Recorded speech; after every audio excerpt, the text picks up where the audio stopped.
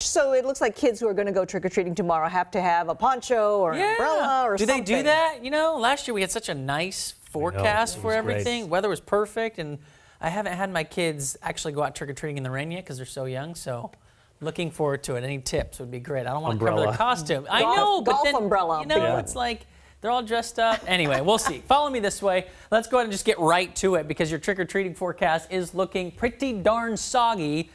Temperatures in the 50s, and it does look like that will stick with us through the evening hours. So, yeah, I think I'm going to forego the umbrella. I'm saying that now, and I'll probably regret it tomorrow. But anyway, I'll keep you posted either way. Temperatures right now, actually mild. This gives you an idea of what will be like tomorrow.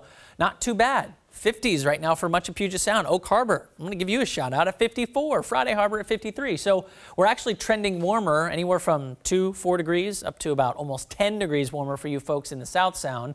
And the rainfall is here, and that's because we had a warm front push through. So rainfall stilll sticking with us. We had some heavier rain up towards Everett, and that's seemed to be decreasing a little bit. Still soggy out there, don't get me wrong. Forks, a lot of that rain begins just south for you folks, and then down towards Aberdeen. It's been pretty consistent since this late afternoon and early evening. Up in the mountains, believe it or not, we're still seeing some snowfall, so that's good. However, since it is an atmospheric river event and a warm front is pushed through, that snow level will jump up today. So it's in the midst. It's about 5,500 feet right now. I just checked. It's going to go up to about 7,000 feet tomorrow, 8,000 feet on Thursday, and it stays above past levels all the way through the end of the week as more storms come in. So let's get to that UW high resolution model. Overnight tonight, the energy pushes through, okay? Still nice evening, but going into tomorrow, it's not as widespread to start, but then it picks up, all right? Since I called it an atmospheric river event, just think that it's going to continue to flow in our direction.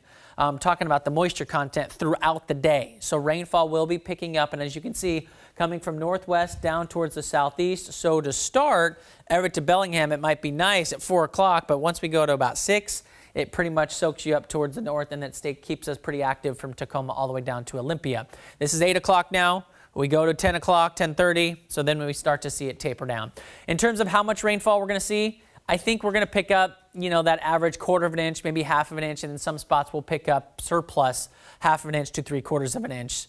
Basically, I'm thinking most of us will stay below the 1 inch mark just to keep things simple for you to comprehend, all right? 57, that's going to be our high tomorrow. Those showers sticking with us through the afternoon and the evening. And I got rain icons on every single day going into this upcoming weekend. We got several home games, and it does look like it will be damp for them. Lori? Okay, Jordan, thank you.